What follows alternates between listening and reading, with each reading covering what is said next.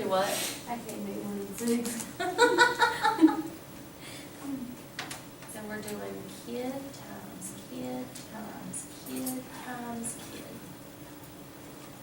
So that's 2 times 2 times 2 times 2. So that's 4 times 4. Do we all agree we need 16 different ways to come up with youngins? Yes. Do we all get that far? But my listing is like so jacked up. I did 4 times 4 times 4 times 4. What in the heck? You got 4 different ways to pop out the first kid? That Makes sense, That first kid can only be a boy or a girl. we talked about this last time. I know.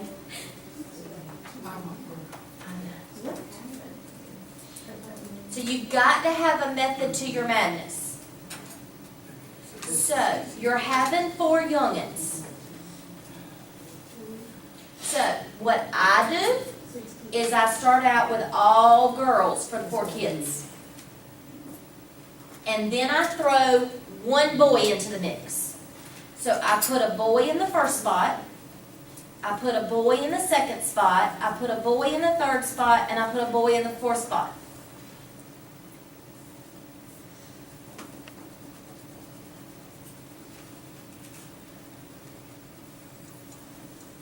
And I'm just going to put out to the side that this is where I had 1 boy. You with me?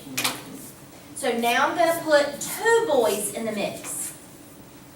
So for 2 boys, I can put 2 boys in the front, 2 spots. I can put 2 boys in the middle, 2 spots. I can put 2 boys in the back, 2 spots. And then I can kind of split the boys up. I can put the boys in spots 1 and 3. I can put boys in spots 2 and 4. And I can put boys in spots 1 and 4. Are y'all with me? I can put them in the first 2 spots, the middle 2 spots, the last 2 spots. And then I can put them in spots 1 and 3. I can put them in spots 2 and 4. And I can put them in spots 1 and 4. Let me put my girls in so you can see it.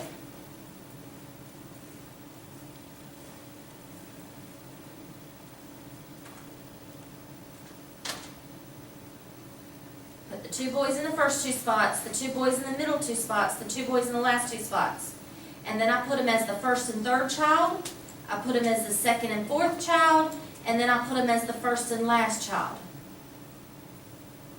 So all of this is my 2 boys.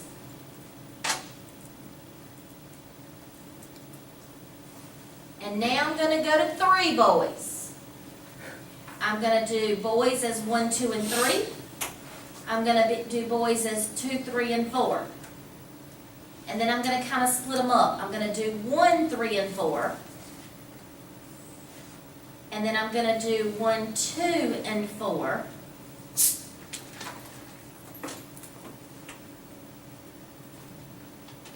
So this is my 3 boys. And now I'm down to all boys. So let's count and see how I did, because I may have left some out. 1, 2, 3, 4, 5, 6, 7, 8, 9, 10, 11, 12, 13, 14, 15, 16. The good news is I know how many I should have. So you can figure out, did I leave any out? So I do no boys, 1 boy, 2 boys, 3 boys, and 4 boys.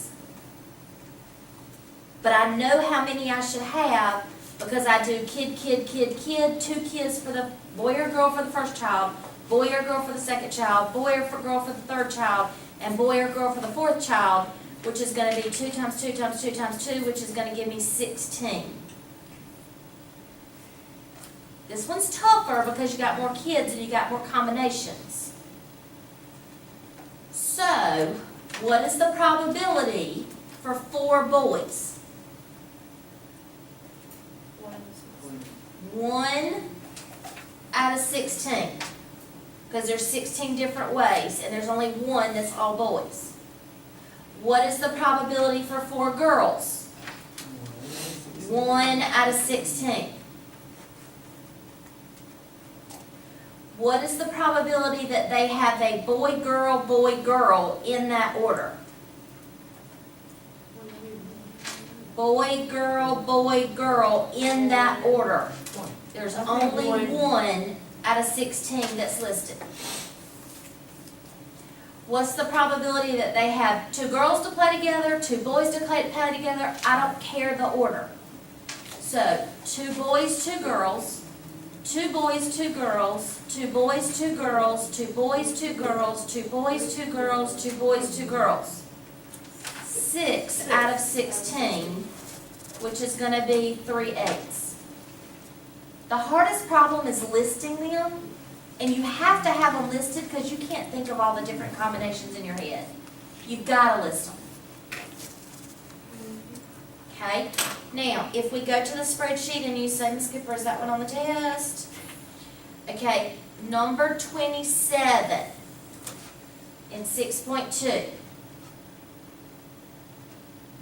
Hey, this one's on the test. So you wait a minute, you need that same answer you It'll be different numbers, different problems, but you're reaching your hand into a bag of M&Ms. Okay? So the M&M problem is on the test. Then it says 29 to 30. Oh, come on. So you're either going to have 3 children or you're going to have 4 children. Or you can have 13 children. This plate is. Appreciate, I'll put on your test 13 Yeah. children. No. So you will have on your test either a 3 children or a 4 children problem. Okay, so one of those is going to be on your test, either a 3 or a 4. But the key is you've got to list out all your possibilities. Alright. Now, let's see what's coming up next. That takes care of that. Now, for this one, it says not on test, but it's in your homework, which is why I'm doing it. I haven't written on here just because I want to. It says the following table gives percentages of men and women married for the first time in several age categories. Pull this down so we can just talk about it. It says find the probability that a randomly encountered married woman was married for the first time between the ages of 45 and 44. So this little chart says 6.6% of men were married for the first time under the age of 20. 4.5% of women were married for the first time between the ages of 35 and 40. Y'all get it? This is how old people were when they were married for the first time. So we want to know the probability that a woman was married for the first time between 35 and 44. So we come to the chart, we look at women, we go to the ages of 35 and 44, and we see this. Now, probability means what makes me happy over total. So, do we agree that what makes me happy is the 4.5? And you're going to go into my math lab and you're going to say the answer is 4.5, and Alex, my math lab is going to mark it wrong. Because probability means what makes me happy over total. The total is going to be 100 because your directions say percentages. So this is 4.5%. So it's going to be 4.5 over 100. So when you go to your calculator, you're going to do 4.5 over 100. I don't know why that just did that. You're going to do 4.5 over 100. And when y'all do your homework, you're going to say, I thought my answer was 4.5, but then you get it wrong, and you're like, oh, well, all they did was whoop whoop. I don't know why they whoop whoop, but if I whoop whoop, I get the right answer. But I want you to understand why it was whoop whooped, because it was a percentage. This is not on the test, but I'm going over for you to understand why it is what it is. So this next problem talks about the same chart, but it's talking about married men who were married for the first time under the age of 20. So 6.6 is our number. So what makes me happy is the 6.6, but because it is percentage, it's out of 100. So in our calculator, we would do 6.6 out of 100, which is why that's our answer and not the 6.6. You with me? It's not a hard problem. I just want to make sure that you understand why it is what it is. All right. Now, this is not on the test either, but I have a lot of people, when we do this chapter, they talk about probability and they hear the word odds, especially if you play the lottery or if you gamble. You hear the word odds and want to know, what's the difference between odds and probability? So, I'm just talking about this for people who are curious, but it's not on the test. When you're dealing with odds, we all know what probability means. Probability is what makes you happy out of the total. We've been talking about that. We have it in our brain. Odds is kind of the same thing, but if I said rolling a die, what's the probability of rolling a 6? There's 1 6 and there's a total of 6 sides. What's the odds against rolling a 6?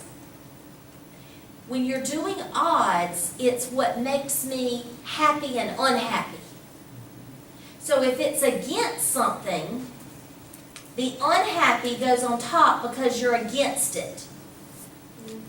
So what makes me unhappy is 5 of the sides. What makes me happy is 1 of the sides. Now, if I say an odds in favor of something, then my happy goes on top and my unhappy goes on the bottom. It's like wins and losses. So the odds in favor of something means how many is going to win. 1 side's going to win, 5 sides are going to lose. Odds against something, 5 sides are going to lose, 1 side's going to win.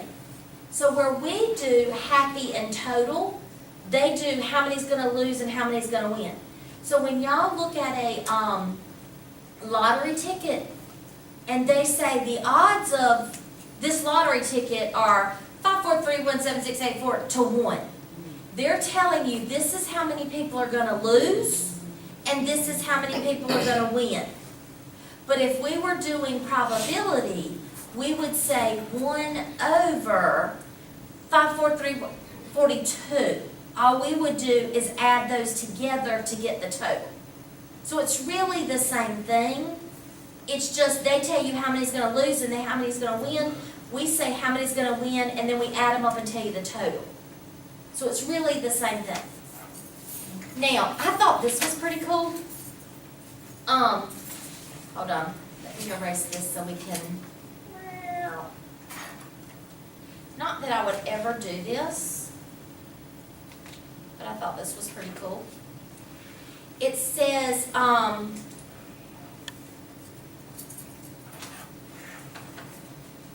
Kelly has 12 bills in her pocket. 6 are dollar bills, 2 are $5 bills, 3 are $10 bills, and 1's a $20 bill. She passes a volunteer that wants donations for the Salvation Army, and she decides to randomly reach in her wallet and give a bill. So without even looking, she pulls in, and whatever she pulls out, she's going to give. So, what is the probability that she selects a $5 bill? So, probability means what makes me happy over total. So, in this probability problem, what makes me happy is a $5 bill. So, how many $5 bills does she have? 2 out of how many total bills? 12. So, the probability that she gives a $5 bill is 1 out of 6. Okay? Now, probability, again, is what makes me happy over total.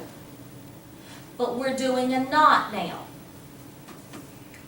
So what is the probability that she does not have a 5? 10 out of 12. 10 out of 12. Because if she has 2 5s, then the nots are going to be everything else. So that's going to be 5 over 6. Are we good? Odds in favor. So if it's in favor, that means what makes me happy is going to go on the top, and what makes me sad is going to go on the bottom. So what makes me happy are the $5 bills. How many $5 bills are there? 2. What makes me sad are all the other bills. 10. So there's a 1 in 5 chance. Against means we put the sad stuff on the top and the happy stuff on the bottom. So what would that be? 10.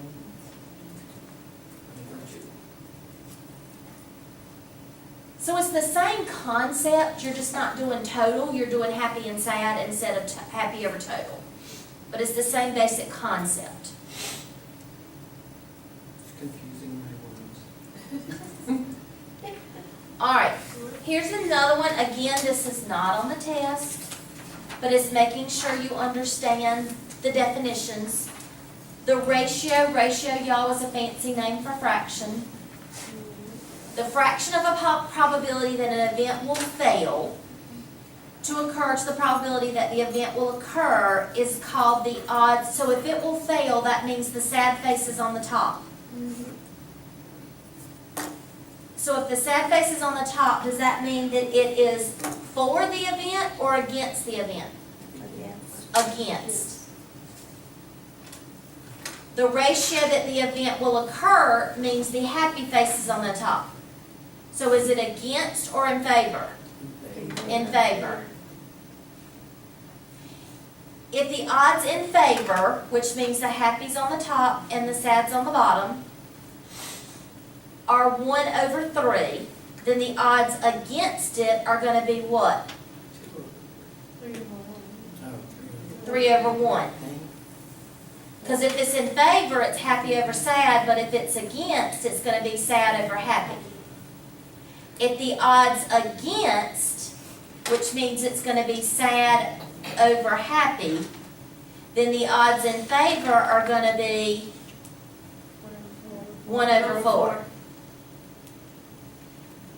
The probability that an event will occur, so probability, remember, is what makes me happy out of total.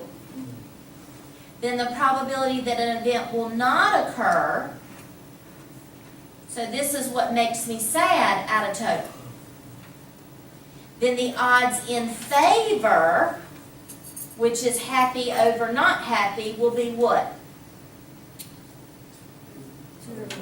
2 over 1.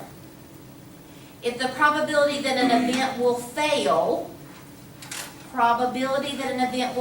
which would be sad over total, and the probability that an event will occur is going to be happy over total, then the odds against are going to be sad over happy.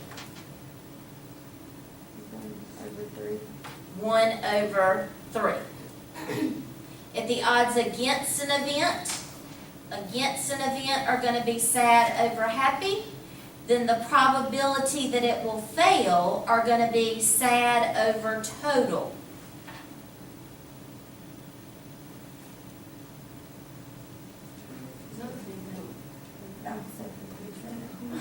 Sad over total. What's my sad? 1. What's my total?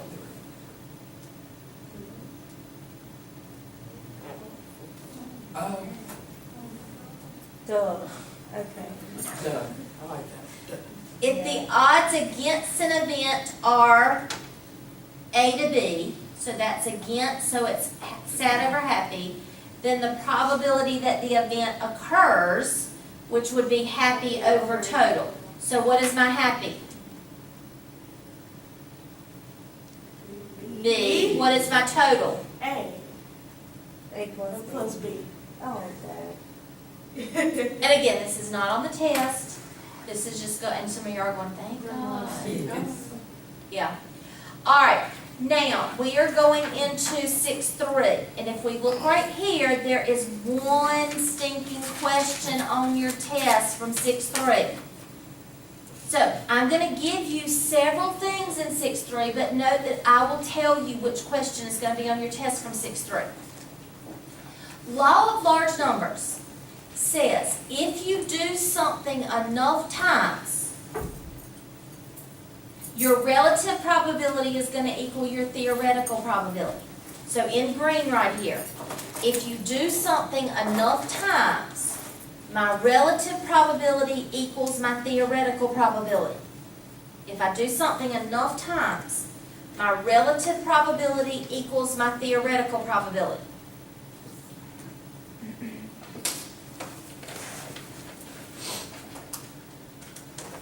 If I do something enough times, my relative probability equals my theoretical probability.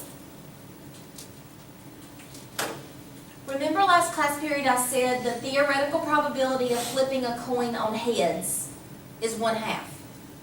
There's two sides of a coin, one side is heads, so theoretically, half the time we should flip a heads.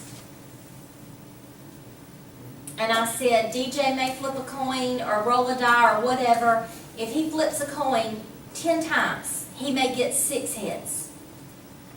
Jacob may flip a coin 10 times and he may get 3 heads.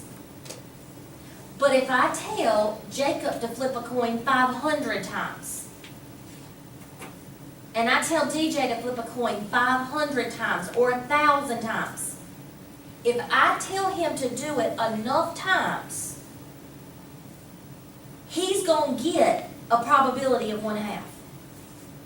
Because if you do something enough, it's going to end up being what the theoretical probability is. If you do it enough, it's going to end up being what it should be, the theoretical probability. Now, if I just tell you to flip it 4 times, you're probably not going to get 50% heads and 50% tails. But if you do it 1,000 times, so that's what this is saying. Law of large numbers is saying if you do an event enough times, you're going to get theoretically what you should get. That's why a lot of people who gamble, they sit there for hours and hours and hours and hours and hours and hours and hours and hours and hours. Because they're due for a win. They're really not due for a win. The law of large numbers say, if you gamble enough, you're going to win 50% of the time. So that's what this is saying. Now, I'm going to come back and do this one. Well, we can do this one now. The roulette wheel. We've already been burned on the roulette wheel. Okay, the roulette wheel is the thing that you throw the marble in and it spins around. And it says there's 38 numbers because it goes from 0 to 0, double 0, and then 1 through 36. So 1 through 36 is 36 numbers, and then double 0 and 0 give you 38 numbers. 18 are black and 18 are red. It says, what is the probability? Let me cover this up so I can move it up a little bit. 18 are red and 18 are black. What is the probability of getting a red? And we've already done this one before. There's 18 red numbers and there's 38 total. So the probability of getting a red is going to be 9/18. So theoretically, the probability of getting a red is 18/38, which is 9/18, which is 0.474, which is also 47.4. So whether I want a fraction, whether I want a decimal, or whether I want a percent, which is my math lab's going to tell us what we want. So if I only spin it 1 or 2 times, I don't know what I'm going to get. I may get a good spin, I may get a bad spin, but I don't know. But now it says if you spin the wheel 100,000 times, which is a lot, then how many times should you expect a red number? So the law of large numbers say if you do something a lot of times, then theoretically you should get what this says. Theoretically, even though I'm doing it, I'm going to get it 47.4% of the time. So I'm going to do 100,000 times and I'm going to get a red 47.4% of the time. So I'm going to do 47.4% times 100. Well, I don't like percentages, so I got to whoop whoop it. So it's going to be 0.474 times So if I spin 100,000 spins of that roulette wheel, I should expect to win 47,400 times. Which is why, if you watch on TLC or whatever those shows are that have the I won the lottery, Lotto changed my life. Well, what they don't tell you is, a lot of the people who won the lottery, how much money they spent to win the lottery. A lot of people that win the lottery, it's not a one-time thing. They're in there all the time. And you know, some of your friends may say, I won $500 on lotto. But what you need to ask them is, how much money did you spend to win that $500 on the lotto? You probably spent $5,000 to $10,000 to win that $500 on the lotto. I mean, it's realistic. Because you've got to play a lot. Law of large numbers say you got to play a lot to win. There's not a lot of people who win the first time and say, I'm done. Yes. I remember there was a friend of my grandmother's, and she spent $10,000 on lottery tickets. Yeah. And I even asked her, I said, well, how much did you spend? And she said, oh, well, I kind of spent $10,000 on lottery tickets. Do you have any money on you? I'm like, you got money? See, that's the problem with the gambling stuff. It's because it's that, I've never gambled, so I don't know. It's that high that people talk about. I was married to one. I was divorced from one. Gotcha.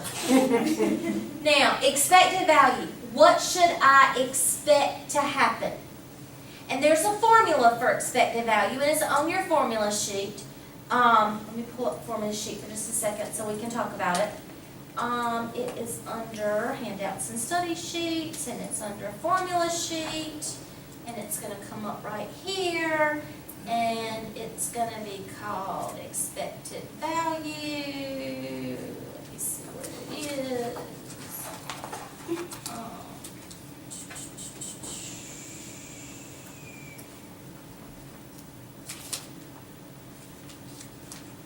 Right there.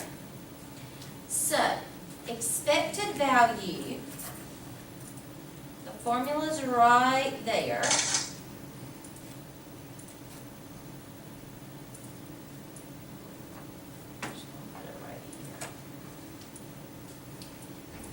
This little symbol means sum. So it's saying that we are summing up the value of an event times the probability of an event. And that's what it's saying right here. You're taking the value times the probability of event 1, plus the value times the probability of event 2, plus the value times the probability of event 3. And this can go on forever according to how many events you have. Now, on your test, I'm only giving you 2 events. In your homework, I may give you more because you can phone a friend, poll the audience, Google, whatever. Okay? Now, I'm not going to talk about this one yet. I'm going to go to an easier one, and then I'm going to come back. All right, let me just put this one on another page so that we can talk about it. Copy. I just made it pretty. It says, for an outdoor art and craft show, event organizers estimate that 60,000 people will attend if it's not raining. If it is raining, event organizers estimate that 21,000 people will attend. On the day of the show, meteorologists predict a 70% chance of rain. Determine the expected value or expected number of people that will attend the show. So we said that the expected value equals, and I can even pull the formula over right here, copy, paste, right there. So it's going to be value times probability of an event plus value times probability of an event. So I need to know, what are my events? For this day, what are my events? Rain, either it's going to rain or it's not going to rain. Those are my events for that day. So, for the raining and the not raining, I need to know the value. So, my first value I see is 60,000 people. Is that a rain value or a not rain value? Not rain. Not rain. So 60,000 is gonna be my not rain value. 21,000. What value does that go with? That is my rain value. Times and times. Now I need to know my probabilities.